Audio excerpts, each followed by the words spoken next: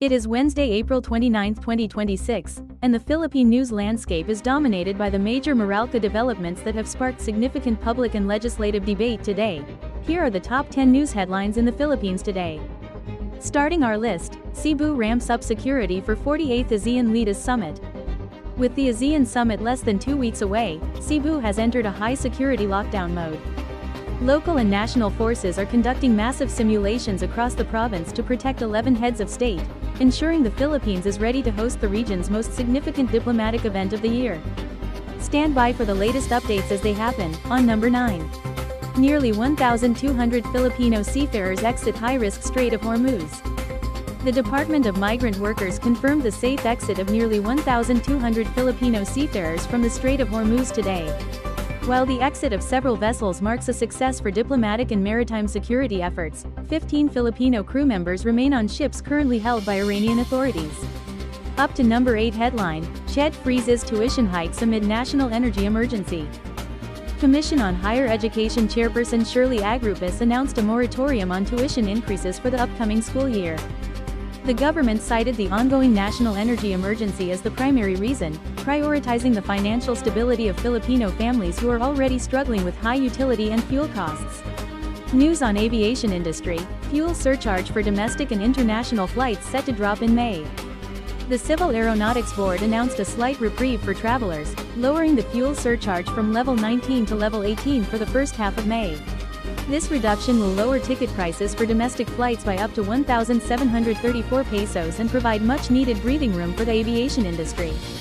Top 6 News, NBI cites reasonable certainty of conviction in VP sedition probe. Following a months-long investigation into the Vice President's late 2024 remarks, the NBI announced it has gathered enough evidence for a reasonable certainty of conviction for inciting to sedition. This adds a critical legal battle to the Vice President's mounting political challenges as the impeachment moves forward.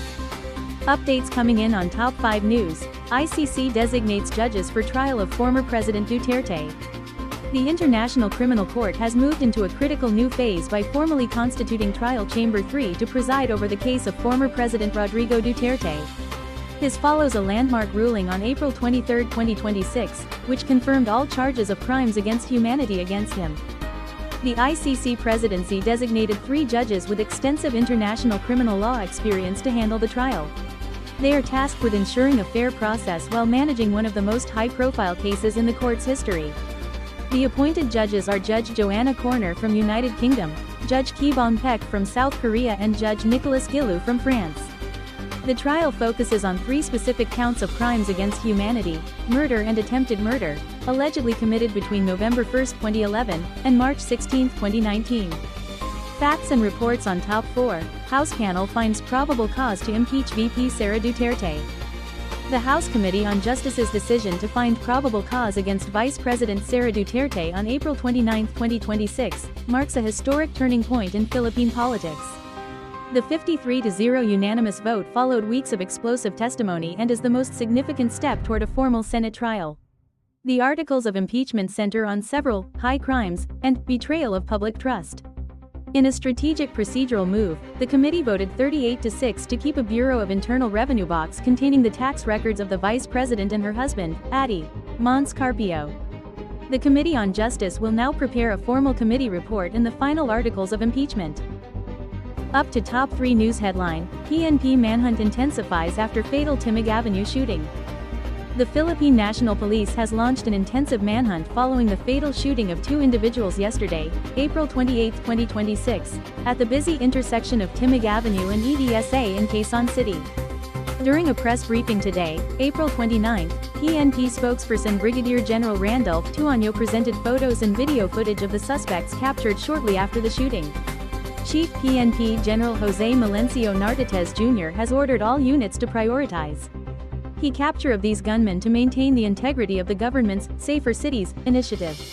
Authorities are urging anyone with information to contact the 911 hotline or the QCPD directly, emphasizing that any leads regarding the suspect's flight path from Scout Rallos are crucial.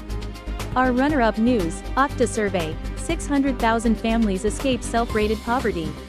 The Octa Research Tuganang Masa survey released today, April 29, 2026, provides a complex snapshot of the Philippine economy just before the impact of recent global oil shocks. While the headline figure of 600,000 families escaping self-rated poverty is encouraging, the data reveals significant regional disparities. The national average hides a stark divide in how different regions are recovering. Analysts warn that these modest gains are at high risk. With the national energy emergency and rising fuel surcharges, the pre-shock stability captured in March may already be eroding as Filipino households face higher utility bills and commodity prices in the second quarter of the year. The most controversial news today that bomb on all social media sites, Lifeline Rate Subsidy Program. For 4Ps, Pantawid Pamilyang Pilipino Program members, the news today, April 29, 2026, highlights a major expansion of the Lifeline Rate Subsidy Program. Under new rules and the expanded Lifeline Rate Act, RA 11,552, the government has moved to a more aggressive, socialized pricing model to shield the poorest families from the ongoing energy crisis. Starting this month, 4 petaseconds beneficiaries whose monthly consumption is between 0 and 50 kilowatt-hours are entitled to a 100% discount on their electricity bill. In a major shift to reduce red tape, the DSWD and Meralco have implemented an automatic registration system. You may notice a small charge on your bill labeled Lifeline Subsidy. This money goes directly into a fund used to pay for the discounts given to 4 petaseconds members and other marginalized users. The ERC recently defended this today as a legally mandated mechanism to ensure that the most vulnerable Filipinos do not lose access to electricity during the current national energy emergency. That wraps up your briefing for Wednesday, April 29, 2026.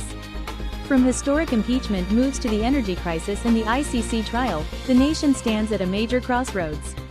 This is Aura. Stay informed, stay safe, and have a productive day ahead. I will summarize and deliver important domestic news every day. Subscribing likes are a great help in creating this news content. Don't forget to like, share, subscribe and hit the notification bell for everyday latest news update.